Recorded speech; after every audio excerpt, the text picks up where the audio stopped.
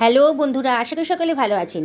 নিরামিষের দিনে এক চিন্তা যে এমন কি জিনিস বানাবো যেটা সবাই খুব ভালো করে খেয়ে নেবে। অনেকের বাড়িতেই তো নিরামিষ পছন্দ হয় না, কিন্তু আজকে এই রেসিপিটা দেখার পর আপনাদের আর কোনো চিন্তাই থাকবে না। এত টেস্টি একটা রেসিপি আজকে নিয়ে এসে হাজির হয়েছি না, একবার বানিয়ে খেলে পরে বারে বারে কিন্তু আপনাদের এটা বানিয়ে খেতে ইচ্ছা করবে। আমি 3খানা আলু নিয়ে নিয়েছি মাঝারি সাইজের। আলু খোসাটাকে কেটে নিয়ে আলুগুলোকে আমি লম্বা লম্বা করে কেটে নিচ্ছি। আলুগুলো কাটা হয়ে গেছে। আলুতে অনেক স্টার্চ থাকে, তাই আলুটাকে একটু ভাপিয়ে নেব। আমি নিয়ে নিয়েছি কতগুলো পটল, এই 300-350 মতো হবে পটল। আর পটলগুলোকে ভালো করে ধুয়ে রেখেছি। পটলের খোসাগুলোও আমি কেটে নিচ্ছি। সমস্ত খোসাগুলো কাটবো না, একটু একটু খোসা রেখে দিচ্ছি। এইভাবে কেটে রান্না করবেন, তাহলে কিন্তু দারুণ টেস্ট আসবে। এবার পটলগুলোকে আমি মাঝখান থেকে কেটে নিচ্ছি।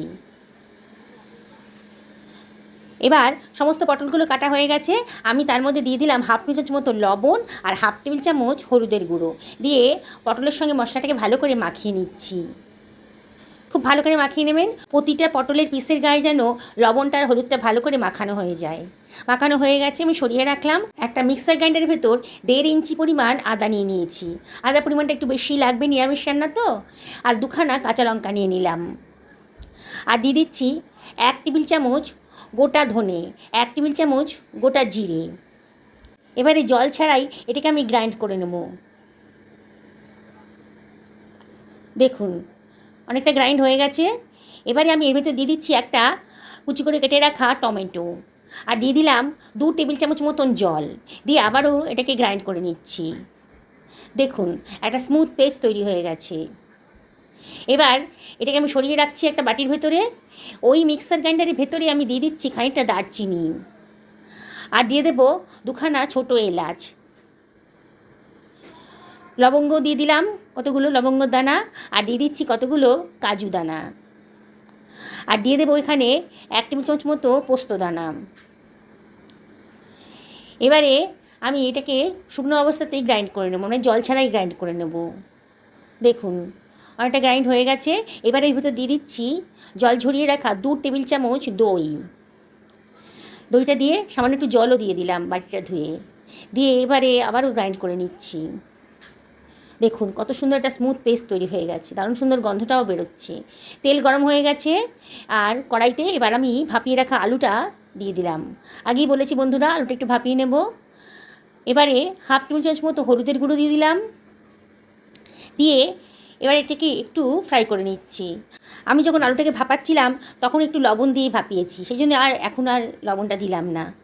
দিয়ে একটু নাড়াচাড়া করে নিচ্ছি, হাই ফ্লেমেই রেখেছি। দেখুন আস্তে আস্তে কিন্তু আলুর কালারটা একটু চেঞ্জ হয়ে যাচ্ছে, মানে আলু কাঁচা ভাবটা চলে যাচ্ছে। অনবরত কিন্তু নাড়তে হবে, যাতে পোড়া না ধরে যায়। মিনিট খানেক পরে কেটে রাখা পটলের টুকরোগুলো আমি এর ভেতর দিয়ে দিলাম। একসঙ্গে সবগুলো ভালো করে মিশিয়ে নিচ্ছি। একটু নাড়াচাড়া করে দিতে হবে। পটল আর আলুটাকে একসঙ্গেই ভেজে নেব। একটু ঢাকা দিয়ে দিচ্ছি, তাহলে তাড়াতাড়ি এটা আলু আর পটলটা নরম হয়ে যাবে। দেখুন মিনিট 3 ঢাকা দিয়ে রেখেছিলাম মিডিয়াম টু লো ফ্লেমে। বেশ নরম হয়ে গেছে, দেখেই মনে হচ্ছে সুন্দর একটা কালারও চলে এসছে। আর ঢাকা দেবো না, এবার কিন্তু আমি ভালো করে ফ্রাই করে নেব। আর মাঝে মাঝে একটুখানি নাড়াচাড়া করে দিতে হবে। খুব ভালো করে ভেজে নেবেন, তাহলে কিন্তু রান্নার টেস্টটা একেবারে অন্যরকম আসবে। যাকে খাওয়াবেন না সেই ভাববে একদম পুরো বিয়েবাড়ির রান্না। নিরামিষ রান্নাও যে এত টেস্টি হতে পারে কল্পনাও করতে পারবেন না, এত টেস্টি হয়েছে রান্নাটা। দেখুন খুব ভালো করে আমি এগুলোকে আলু আর পটলটাকে ফ্রাই করে নিচ্ছি। সুন্দর একটা কালারও চলে এসেছে। এবারে আমি আলু আর পটলটাকে অন্য একটা পাত্রের ভেতর তুলে রাখছি।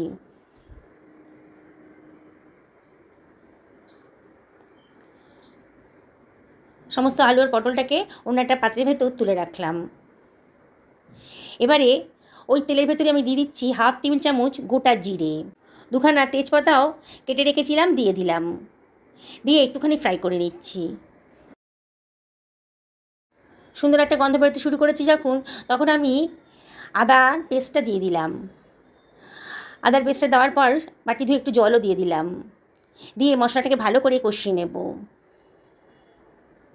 অনবরত কিন্তু নাড়তে হবে, নাহলে কিন্তু পোড়া ধরে যেতে পারে। দেখুন বন্ধুরা খুব ভালো করে এটা নাড়াচাড়া করে দিচ্ছি। এবারে এর ভেতরে আমি দিয়ে দেবো লবণটা, 1 টেবিল চামচ মতো লবণ আমি দিয়ে দিলাম। আর এর ভেতরে দিয়ে দিচ্ছি হলুদের গুঁড়ো, 1/2 টেবিল চামচ হলুদের গুঁড়ো দিলাম। আর দিয়ে দিচ্ছি 1 টেবিল চামচ মতো লঙ্কার গুঁড়ো, আর 1 টেবিল চামচ কাশ্মীরি লঙ্কার গুঁড়ো, জাস্ট কালারের জন্যে। লঙ্কাটা একটু বেশি পরিমাণেই দিয়েছি, তবে আপনারা নিজেদের পছন্দ অনুযায়ী লঙ্কাটা দেবেন। কে কীরকম ঝাল পছন্দ করেন সেই অনুযায়ী লঙ্কাটা দেবেন। মশলাটাকে আরও ভালো করে কষিয়ে নিচ্ছি। যত ভালো করে কষাবেন ততই কিন্তু রান্নার টেস্টটা সুন্দর আসবে। খুব ভালো করে মশলাটাকে কষিয়ে নেবেন। যদি প্রয়োজন হয় তাহলে অল্প অল্প জল দিয়ে মশলাটাকে কষিয়ে নেবেন, তাহলে আর বেশি তেলের দরকার হবে না। অল্প অল্প জল দিয়ে ভালো করে মশলাটা কষাবেন, মশলাটাও খুব ভালো করে কষানো হয়ে যাবে। দেখুন আস্তে আস্তে কিন্তু মশলার গা থেকে তেল বেরোতে শুরু করে দিয়েছে। এবার ভেজে রাখা আলু আর পটলটা আমি এর ভেতর দিয়ে দিলাম, দিয়ে আবারও সব কিছু ভালো করে মিশিয়ে নিচ্ছি। 1 থেকে 1.5 মিনিট ধরে ভালো করে আলু আর পটলটাকে মশলার সাথে কষিয়ে নেবেন, তাহলে কিন্তু রান্নার টেস্টটা খুব বহুগুণ বেড়ে যাবে। বন্ধুরা, রেসিপিটি যদি ভালো লাগে তাহলে লাইক করবেন আর কমেন্ট করবেন আর শেয়ার করবেন। আপনাদের লাইক আর সুন্দর সুন্দর কমেন্ট পেলে আমার ভিডিও করার উৎসাহটা কিন্তু অনেক গুণ বেড়ে যায়। এবার ঢাকা দিয়ে দেব, ঢাকা দিয়ে মিনিট 3 রান্না করে নেব।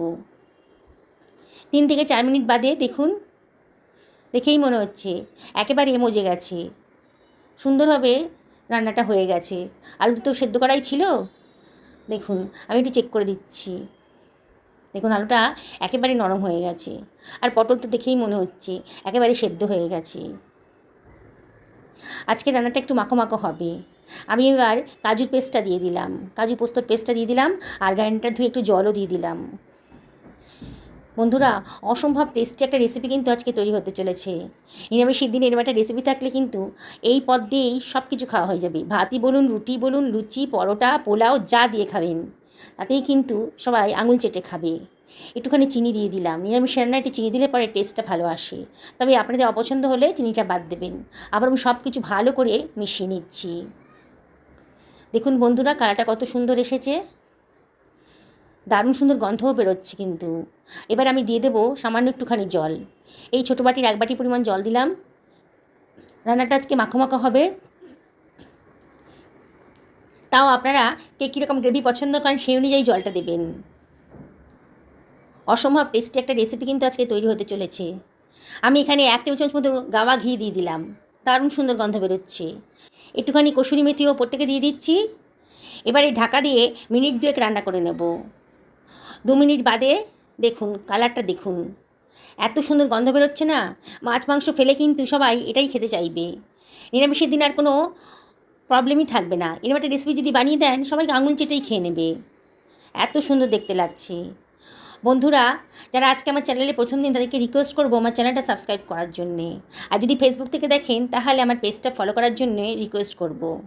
আমি একটা সার্ভিং প্লেটে এটা ঢেলে দিয়েছি দেখুন, আর ওপর থেকে ছড়িয়ে দিচ্ছি খানিকটা ফ্রেশ ক্রিম। যা সুন্দর দেখতে লাগছে না, যা সুন্দর গন্ধ বেরোচ্ছে, মনে হচ্ছে এখনই এটা খেয়ে নিই। আপনাদের কি বানাতে ইচ্ছে করছে এটা? তাহলে অবশ্যই এটা বানিয়ে ফেলুন, নিরামিষের দিনে এটা বানিয়ে ফেলুন, দেখবেন সবাই বাড়ির আপনার প্রশংসায় পঞ্চমুখ হয়ে গেছে। সকলে ভালো থাকুন এই কামনা করে ভিডিওটা শেষ করলাম। নমস্কার নেবেন।